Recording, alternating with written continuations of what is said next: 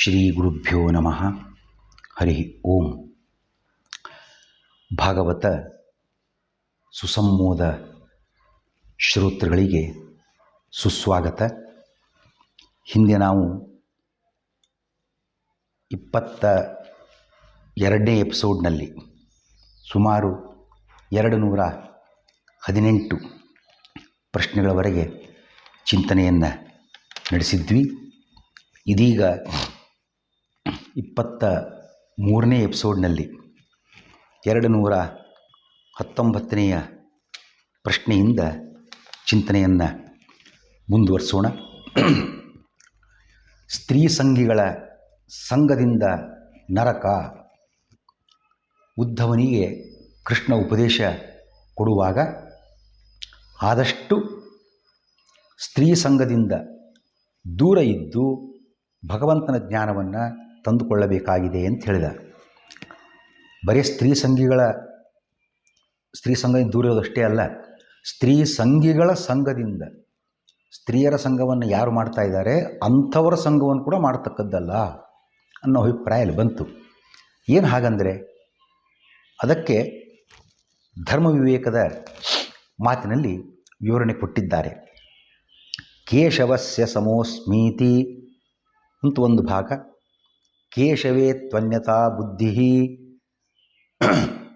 ಸೈವ ಸ್ತ್ರೀ ಸಂಪ್ರಕೀರ್ತಿತ ತ್ರಿಕಾಲ ದುಃಖತತ್ವೇನ ಪುಂಸಾ ಸಹ ನಿವಾಸನಾತ್.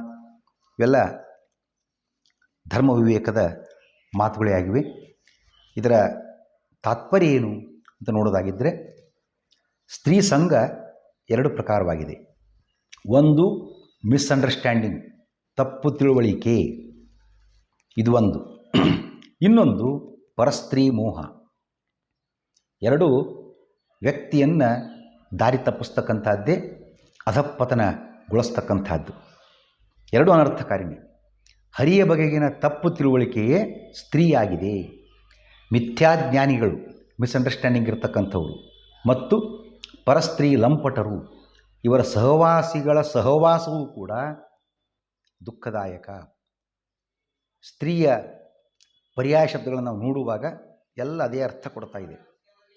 ಸ್ತ್ರೀ ಅಲ್ಲೇ ಸ್ತ್ರೀ ಅಂತ ಶಬ್ದವನ್ನು ಬಿಡಿಸ್ಬೋದು. ತ್ರಿ ಅಂದರೆ ತ್ರಿಕಾಲ ಅಂತ ಅರ್ಥ. ಅಂದರೆ ಸಹ, ಸಂಸ್ಕೃತದಲ್ಲಿ ಸಹ ಅಂತಂದರೆ ಒಟ್ಟಿಗೆ, ಜೊತೆಗೆ ಅಂತ ಅರ್ಥ. 3 ಕಾಲದಲ್ಲಿಯೂ ಕೂಡ ಜೀವನೊಡನೆ ಒಟ್ಟಿಗೆ ಇರುವುದರಿಂದ ಸ್ತ್ರೀ. ದುಷ್ಟರಿಗೆ ಪ್ರೀತಿ ಮತ್ತು ಸೇವನೆಗೆ ಪಾತ್ರವಾದ್ದರಿಂದ ಯೋಷಿತ್. ದುರ್ಜನರ ಅಪೇಕ್ಷೆ ಮತ್ತು ಪ್ರೀತಿ ಹಾಗೂ ಸೇವನೆಗೆ ಪಾತ್ರವಾದ್ದರಿಂದ ವನಿತಾ. ಪ್ರಮದ ಅನ್ನೋ ಒಂದು ಹೆಸರು ಕೂಡ ಉಂಟು ಸ್ತ್ರೀಗೆ. ಯಾಕೆ? ಪ್ರಕರ್ಷೇಣ, ಜಾಸ್ತಿ, ಬಹಳ, ಮದ, ಅಹಂಕಾರವನ್ನು ದುಷ್ಟರಲ್ಲಿ ಮೂಡಿಸಿ ಪ್ರಮಾದ, ತಪ್ಪು ಎಸಗಲು ಕಾರಣವೆನಿಸುವುದರಿಂದ ಪ್ರಮದ. ಹೀಗೆ ದುರ್ಬುದ್ಧಿ ಎನಿಸಿದ ಇಂತಹ ಸ್ತ್ರೀಯ ಸಹವಾಸದಲ್ಲಿದ್ದವರ ಸಹವಾಸವೂ ಕೂಡ ತತ್ವಜ್ಞಾನ ಸಾಧನೆಗೆ ಅಡ್ಡಿಯಾಗ್ತದೆ. ಅದಕ್ಕೆ ಯಾರು ಮಿಸ್ಅಂಡರ್ಸ್ಟ್ಯಾಂಡಿಂಗ್ ತಂದುಕೊಂಡಿದ್ದಾರೆ, ವಿರುದ್ಧ ಜ್ಞಾನಿಗಳು, ತಪ್ಪು ಜ್ಞಾನಿಗಳು, ಅಂಥವರ ಸಹವಾಸದಲ್ಲೂ ಇರಬಾರ್ದು. ಸ್ತ್ರೀ ಸಂಘಿಗಳ ಸಂಘದಲ್ಲಿಯೂ ಕೂಡ ಇರಬಾರ್ದು. ಇವನ್ನು ಮುಮುಕ್ಷು ತ್ಯಜಿಸಬೇಕು. ಜೀವನಿಗೆ ಇದರಷ್ಟು ದುಃಖಕರವಾದ, ಪಾಪಕರವಾದ ಸಂಗತಿ ಮತ್ತೊಂದಿಲ್ಲ. ಇದೆಲ್ಲ ವಿಷಯ ಕೇಶವಸ್ಯ ಸಮೋಸ್ಮೀತಿ ಕೇಶವೋಸ್ಮ್ಯಹಮಿತ್ಯಪಿ. ನಾನೇ ಕೇಶವ, ನಾನೇ ದೇವರು, ನಾನು ದೇವರಿಗೆ ಸಮನಾಗಿದ್ದೇನೆ ಅಂತ ಹೀಗೆಲ್ಲ ಇದೊಂದು ರೀತಿ ಮಿಸ್ಅಂಡರ್ಸ್ಟ್ಯಾಂಡಿಂಗ್ ಕ್ರಮ. ಹಾಗಾಗಿ ಈ ತಪ್ಪು ತಿಳುವಳಿಕೆ ಬಂತು ಅಂದರೆ ಅದರಷ್ಟು ಅಧಃಪತನವಾಗತಕ್ಕಂಥ ಮಾರ್ಗ ಮತ್ತೊಂದಿಲ್ಲ. ತಪ್ಪು ತಿಳುವಳಿಕೆ ಯಾವುದು? ನಾನೇ ಹರಿ, ನಾನು ಹರಿಗೆ ಸಮನಾಗಿದ್ದೇನೆ, ಜೀವರು ಹರಿ ಎಲ್ಲರೂ ಒಂದೇ, ಹರಿ ನಿರ್ಗುಣನಾಗಿದ್ದಾನೆ, ಮುಕ್ತನಾದವನು ಜೀವ ಮತ್ತು ಹರಿ ಇಬ್ಬರು ಒಂದೇ. ಮುಕ್ತನಾಗ್ಬಿಟ್ರೆ ಮುಗಿತಲ್ಲ, ಮತ್ತೇನು ಕೆಲಸ? ಶುದ್ಧನಾಗ್ಬಿಡ್ತಾನೆ ಜೀವ, ಇಬ್ಬರು ಒಂದೇ. ದೇಹವೇ ನಾನು, ಹರಿಯು ದೋಷಿ, ಅವನಲ್ಲೂ ದೋಷ ಇದೆಯಪ್ಪ, ನಮ್ಮಷ್ಟಿರಲಿಕ್ಕಿಲ್ಲ, ಉಂಟು, 4-6 ದೋಷ ಇರ್ಬೋದಲ್ಲ ಅಂತ ತಿಳ್ಕೊಳ್ತಕ್ಕಂಥದ್ದು. ಹರಿಗಿಂತ ಬೇರೊಬ್ಬ ಉತ್ತಮನಿದ್ದಾನೆ, ಇವನೊಬ್ಬನೇ ಯಾಕೆ? ಇದ್ದಾರೆ. There are so many members. ಇವೇ ಮುಂತಾದವು ಹರಿಯ ಬಗೆಗಿನ ತಪ್ಪು ತಿಳುವಳಿಕೆಗಳಾಗಿವೆ ಎಂಬುದು ಕೇಶವಸ್ಯ ಸಮೋಸ್ಮೀತಿ ಎಂಬ ಧರ್ಮವಿವೇಕದ ಮಾತಿನಿಂದ ತಿಳಿದು ಬರ್ತಾ ಇದೆ. ಪರಸ್ತ್ರೀ ಮೋಹ ಪಾಪದಾಯಕವೇ? ಹೌದು, ಪಾಪದಾಯಕ. ದುರುದ್ದೇಶದ ಪರಸ್ತ್ರೀ ದರ್ಶನದಿಂದ ಪಾಪವು ಸಂಭವಿಸುತ್ತದೆ. ಪರಸತಿ ಸಂಘ, ಹಿರಿಯರ ಪತ್ನಿಯ ಸಂಘ, ಋಷಿ ದೇವತಾದಿ ಪತ್ನಿಯರ ಬಯಕೆ ಮುಂತಾದವು ಮಹಾ ಮಹಾ ಮಹಾ ಮಹಾ ಮಹಾ ಮಹಾ ಪಾಪದಾಯಕವಾಗಿವೆ. ಆ ಪಟ್ಟಿಯನ್ನೇ ಒಂದು ಸಲ ನೋಡಿಬಿಡ್ಬೋದು. ಯಾವ ರೀತಿಯ ಅಪರಾಧ, ಯಾವ ರೀತಿಯ ಪಾಪದ ಗುಂಪಿಗೆ ಅದು ಸೇರ್ಪಡೆ ಆಗ್ತದೆ, ಅದರಿಂದ ಬರತಕ್ಕಂತಹ ಪಾಪದ ಫಲ ಎಷ್ಟು. ಇರುವೆ ಮುಂತಾದ ಸಣ್ಣ ಜೀವಿಯ ಹತ್ಯೆ ಮತ್ತು ದುರುದ್ದೇಶದ ಪರಸ್ತ್ರೀ ದರ್ಶನ, ಇದನ್ನು ಕ್ಷುದ್ರ ಪಾಪ ಅನ್ನೋ ಗುಂಪಿನಲ್ಲಿ ಸೇರ್ಪಡೆ ಆಗ್ತದೆ. ಅದನ್ನು ಸೇರಿಸಬೇಕು. ಕ್ಷುದ್ರ ಪಾಪ ಬಹಳ ನೆಗ್ಲಿಜಿಬಲ್ ಅಂತ ಅನ್ನೋ ಅರ್ಥ. ಬಟ್ ಪಾಪದ ಫಲ ಮನುಷ್ಯ ಲೋಕದಲ್ಲಿ ದುಃಖವನ್ನು ಅನುಭವಿಸ್ತಾನೆ ಅವನು. ನಾನಾ ರೀತಿ ಚಿಂತೆ ಕಷ್ಟ ಅವನು ಮಾಡಿದ ಪಾಪದಿಂದ 1,000 ವರ್ಷ ನರಕ ಉಂಟಾಗ್ತದೆ. ಇನ್ನು ಎಲುಬಿರುವ ಪ್ರಾಣಿಯ ಹತ್ಯೆ ಮಾಡಿದಾಗ, ಹಣ್ಣು ಪದಾರ್ಥನೋ ವಸ್ತುನೋ ಬಟ್ಟೆನೋ ತರಕಾರಿನೋ ಏನೋ ಕಳ್ಳತನ ಮಾಡಿದಾಗ, ಇದು ಪಾಪ ಅನ್ನೋ ಒಂದು ಗುಂಪಿಗೆ ಸೇರ್ತದೆ. ಇದರಿಂದ ಏನು ಪಾಪದ ಫಲ ಉಂಟಾಗ್ತಾ ಇದೆ? ವರ್ಣಬಾಹ್ಯತ್ವ. ತಾನು ಯಾವುದೋ ಒಂದು ಒಳ್ಳೆಯ ವರ್ಣದಲ್ಲಿದ್ದೇನೆ, ಅದು ಮುಂದಿನ ಜನ್ಮದಲ್ಲಿ ಅದು ತಪ್ಪಿ ಹೋಗ್ತದೆ, ಹೀನ ಜನ್ಮ ಬಂದುಬಿಡ್ತದೆ, ಪಶು ಜನ್ಮಾದಿಗಳು ಬರಬಹುದು. ಇನ್ನು ಮೂರನೇದಾಗಿರ್ತಕ್ಕಂಥದ್ದು ಪರಸತಿಯ ಸಂಘ, ಉಪಪಾತಕ. ಅದು ಹೆಸರು ಉಪಪಾತಕ, ಸ್ವಲ್ಪ ಪಾಪ ಅನ್ನೋ ಅರ್ಥ. ಅದಕ್ಕೆ ಪಾಪದ ಫಲ ಎಷ್ಟು ಗೊತ್ತಾ? 1 ಯುಗ ಕಾಲ ನರಕ. ಯುಗ ಅಂದರೆ ಗೊತ್ತಲ್ಲ ನಿಮಗೆ, ಕಲಿಯುಗ, ಇದು ಕೃತಯುಗ, ತ್ರೇತಾಯುಗ, ದ್ವಾಪರಯುಗ, ಕಲಿಯುಗ. ಈ 4 ಯುಗಗಳು ಸೇರಿದಾಗ ಒಟ್ಟು ಯುಗದ ಬೇರೀಜು ಈಗಾಗಲೇ ನೋಡಿದ್ದಾಗಿದೆ 43,20,000 ವರ್ಷ. 4 ಯುಗ ಸೇರಿದಾಗ ಅಂತಂದರೆ 1 ಯುಗ. ಅಷ್ಟು ಕಾಲ ನರಕ ಅನುಭವಿಸಬೇಕಾಗ್ತದೆ. ಶೂದ್ರ ಹತ್ಯೆ ಮಾಡಿದರೆ, ಬ್ರಾಹ್ಮಣಾದಿ ವರ್ಣಬಾಹ್ಯ ಸ್ತ್ರೀ ಸಂಘ ಮಾಡಿದರೆ, ಇವು ಪಾತಕಗಳು ಅಂತ ಕರೆಯಲ್ಪಡ್ತವೆ. ಇದಕ್ಕೆ 4 ಯುಗದಷ್ಟು, ಆಗ ಹೇಳಿದಂತಾನೆ ಚತುರ್ಯುಗದಷ್ಟು ಕಾಲ ನರಕ, 43,20,000 ವರ್ಷ. ಬ್ರಹ್ಮಹತ್ಯೆ ಮಾಡಿದ, ಹಿರಿಯರ ಪತ್ನಿ, ತಂದೆ ಮುಂತಾದವರ ಪತ್ನಿಯನ್ನು ಸ್ವೀಕಾರ ಮಾಡಿದ ಅಥವಾ ಬಯಸಿದ, ಮಹಾಪಾತಕ ಅದು. ಇದಕ್ಕೆ 1 ಕಲ್ಪಕಾಲ ನರಕ. ಕಲ್ಪ ಅಂತಂದರೆ ಈಗಾಗಲೇ ವಿವರಣೆ ಬಂದದ್ದಾಗಿದೆ. ಕೃತಯುಗ, ತ್ರೇತಾಯುಗ, ದ್ವಾಪರಯುಗ, ಕಲಿಯುಗ ಈ 4 ಸೇರಿದಾಗ ಆಗಲೇ ಹೇಳಿದಂತಾನೆ 43,20,000 ವರ್ಷ. ಇದಕ್ಕೊಂದು ಮಹಾಯುಗ ಅಥವಾ ಚತುರ್ಯುಗ ಅಂತ ಕರೀತಾರೆ. ಇಂತಹ 1,000 ಮಹಾಯುಗ ಕಳೆದಾಗ ಅದು ಬ್ರಹ್ಮನ ಒಂದು ಹಗಲು, ಅದನ್ನು ಕಲ್ಪ ಅಂತ ಕೂಡ ಕರೀತಾರೆ.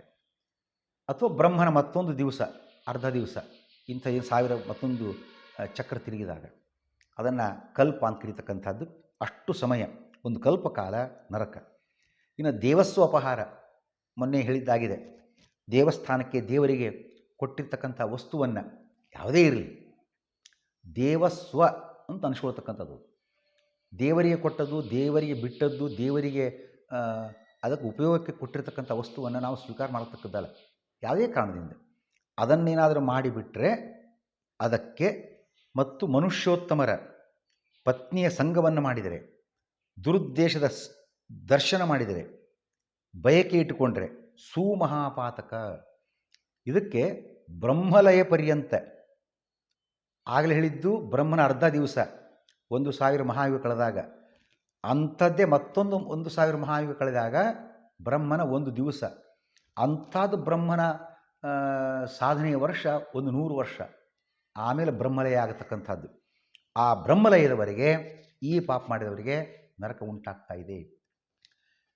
ಋಷಿ ಮುಂತಾದ ಸಜ್ಜನರು, ಸೋತ್ತಮರು, ಉತ್ತಮರು ಅವರನ್ನು ತಿರಸ್ಕಾರ ಮಾಡಿದರೆ, ಅವರ ಪತ್ನಿಯ ಸಂಘವನ್ನು ಮಾಡಿದರೆ, ದುರುದ್ದೇಶದ ನೋಡ್ತಕ್ಕಂಥದ್ದನ್ನು ಮಾಡಿದರೆ ಅಥವಾ ಬಯಕೆ, ಆ ಹಿರಿಯರ ಋಷಿ ಮುಂತಾದವರ ಪತ್ನಿಯ ಬಯಕೆ ಮಾಡಿದರೆ ಅದು ಸುಮಹತ್ತರ ಪಾತಕ. ಇದಕ್ಕೂ ಅಷ್ಟೇ ಬ್ರಹ್ಮಲಯ ಪರ್ಯಂತ ನರಕ ಉಂಟಾಗ್ತಾ ಇದೆ. ದೇವತೆಗಳನ್ನು ತಿರಸ್ಕಾರ ಮಾಡಿದರೆ, ಋಷಿಪತ್ನಿಯನ್ನು ಬಯಸಿದರೆ ಇದು ಸುಮಹತ್ತರ ಮಹಾಪಾತಕ. ಇದಕ್ಕೆ ನರಕ ಅಲ್ಲ, ಅಂಧನ್ ತಮಸ್ಸೆ, ಮತ್ತೆ ಎಂದು ಹೊರಬರುವಂತೆಯೇ ಇಲ್ಲ.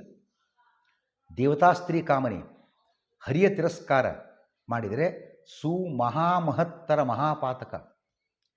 ಅಂಧನ್ ತಮಸ್ಸು ಅದಕ್ಕಿಂತ ಕೆಳಗೆ ಇಳಿದಂತೆ ಹೆಚ್ಚೆಚ್ಚು ದುಃಖ ಉಂಟಾಗ್ತಾ ಇದೆ. ಮತ್ತೆ ಎಂದು ಅಲ್ಲಿಂದ ಹೊರಬರುವಂತೆ ಇಲ್ಲ, ಮಹಾ ದುಃಖ. ಹರಿ ಪತ್ನಿಯ ಸ್ಪರ್ಶ ಮಾಡಬೇಕು ಅಂತ ಅಪೇಕ್ಷೆ, ಆ ಪತ್ನಿನ ಸ್ವೀಕಾರ ಮಾಡಬೇಕು ಅಂತ ಬಯಕೆ ಇತ್ತು ಅಂತಂದರೆ ಇದಕ್ಕಂತೂ ಶಬ್ದವೇ ಇಲ್ಲ ಹೇಳಲಿಕ್ಕೆ. ಅದು ಯಾವ ಪಾಪದ ಗುಂಪಿ ಸೇರ್ತದೆ ಅಂತ. ಶಬ್ದಾತೀತ ಮಹಾಪಾತಕ ಅದು. ಹಿಂದೆಲ್ಲ ಹೇಳಿದ್ದು ಮಹಾಪಾತಕ, ಮಹಾಪಾತಕ, ಮಹಾಪಾತಕ ಅಂತೆಲ್ಲ ಹೇಳಿದ್ದಾಯಿತು. ಇದಕ್ಕೆ ಶಬ್ದ ಸಾಕಾಗುವುದಿಲ್ಲ, ಅಷ್ಟು ದೊಡ್ಡ ಪಾಪ ಅದನ್ನಿಸ್ತದೆ. ಅದಕ್ಕೆ ಬರ್ತಕ್ಕ ದುಃಖ ವರ್ಣನಾತೀತ. ಆಗಲೇ ಹೇಳಿದ್ದಾಯಿತು, ಅಂಧನ್ ತಮಸ್ಸು ಕೆಳಗಿಳಿದಷ್ಟು ಹೆಚ್ಚು ದುಃಖ. ಇದಕ್ಕೆ ವರ್ಣನೆ ಮಾಡಿ ಸಾಧ್ಯನೇ ಇಲ್ಲ, ಅಷ್ಟು ದುಃಖ ಉಂಟಾಗ್ತದೆ. ಹಾಗಾಗಿ ಭಗವಂತನ ಬಗ್ಗೆ ತಪ್ಪು ತಿಳುವಳಿಕೆಯನ್ನು ಮಾಡಿಕೊಳ್ಳತಕ್ಕದ್ದಲ್ಲ, ಪರಸ್ತ್ರೀ ವ್ಯಾಮೋಹವನ್ನು ಕೂಡ ಇಟ್ಟುಕೊಳ್ಳತಕ್ಕದ್ದಲ್ಲ. ಸ್ತ್ರೀ ಸಂಗಿ ಸಂಘ ತ್ಯಾಜ್ಯ ಮಾತಿನ ಸಂದೇಶವೇನು? ಹರಿಯ ಬಗೆಗಿನ ತಪ್ಪು ಕಲ್ಪನೆ ಹಾಗೂ ಪರಸ್ತ್ರೀ ಮೋಹ ಎರಡೂ ಅಪಾಯಕಾರಿ. ಆದ್ದರಿಂದ ಅದು ತ್ಯಾಜ್ಯವಾಗಿದೆ. ಹರಿಯ ಬಗೆಗಿನ ತಪ್ಪು ಕಲ್ಪನೆಯ ದೋಷ ಸ್ತ್ರೀ ಪುರುಷರಿಬ್ಬರಿಗೂ ಸಮಾನ. ಅಲ್ಲಿ ಬರೀ ಸ್ತ್ರೀ ಬಂತು, ಕೇಶವೇ ತ್ವನ್ಯತಾ ಬುದ್ಧಿ ಸೈವ ಸ್ತ್ರೀ ಸಂಪ್ರಕೀರ್ತಿತ. ಭಗವಂತನ ಬಗ್ಗೆ ಮಿಸ್ಅಂಡರ್ಸ್ಟ್ಯಾಂಡಿಂಗ್ ಎಂಬತಕ್ಕಂಥ ಒಂದು ವಿಚಾರ, ಅರ್ಥದ ಸ್ತ್ರೀ ಅಂತ ಶಬ್ದ ಏನು ಬಂತಲ್ಲ, ಅದು ಇಬ್ಬರಿಗೂ ಕಾಮನ್ ಟು ಬೋತ್, ಪುರುಷ ಆ್ಯಂಡ್ ಸ್ತ್ರೀ. ತಪ್ಪು ಕಲ್ಪನೆ ಬರ್ತಕ್ಕದ್ದಲ್ಲ. ಪುರುಷರಿಗೆ ಪರಸ್ತ್ರೀ ಸಂಘದಿಂದ ದೋಷ ಅಂತ ಹೇಳುವಾಗ ಅಲ್ಲೆಲ್ಲ ಕಡೆಗೆ ಸ್ತ್ರೀಯರಿಗೆ ಪರಪುರುಷ ಸಂಘದಿಂದ ದೋಷ ಅನ್ನುವುದನ್ನು ಇಟ್ಕೊಳ್ಬೇಕು. ಇದು ಅಪರಾಧಗಳು ಮತ್ತು ಯಾವ ಪಾಪದ ಫಲ ಬರ್ತದೆ ಅಂತ ಸ್ಥೂಲ ನೋಟಷ್ಟೇ. ಇದರ ಮತ್ತೆ ಆಳ ಒಳ ತಿಳಿ ಅಭಿಪ್ರಾಯ ಬೇರೆ ಬೇರೆ ಇದೆ. ಸುಮ್ಮನೆ ಒಂದು ಸ್ಥೂಲ ಪಕ್ಷಿ ನೋಟ. ಬಹುಕಾಲ ನರಕವನ್ನು ಅನುಭವಿಸಿ ಮುಗಿಸುವಂತಿಲ್ಲ. ಎಷ್ಟು ಸಮಯ ನರಕ ಅನುಭವಿಸೋದು? ಅದು ಮುಗಿಯೋದು ತಿಳಿವೇ ಇಲ್ಲ. ಬೇಡಪ್ಪ ಮುಗಿಸಿ ಅಂತ ಇಟ್ಕೊಳ್ಳೋಣ, ಏನೋ ಒದ್ದಾಡಿ. ಪಾಪಕರ್ಮಾಚರಣೆಯಿಂದ ಪುನಃ ಬೆನ್ನಟ್ಟುತ್ತದೆ. ಪಾಪಕರ್ಮಗಳಿಂದ ದೂರವಿರತಕ್ಕಂಥದ್ದು ಇದು ಮೊದಲನೇ ಉಪಾಯ. ಮಾಡಿದ್ದ ಏನೋ ಒಂದೆರಡು ಕೈ ತಪ್ಪಿ ಆದರೆ ಅಂಥ ಪಾಪಗಳನ್ನು ಪ್ರಾಯಶ್ಚಿತ್ತ ಹಾಗೂ ಹರಿನಾಮಸ್ಮರಣೆ ಮುಂತಾದವುಗಳ ಮೂಲಕ ಪರಿಹಾರ ಮಾಡಿಕೊಳ್ಬೇಕು.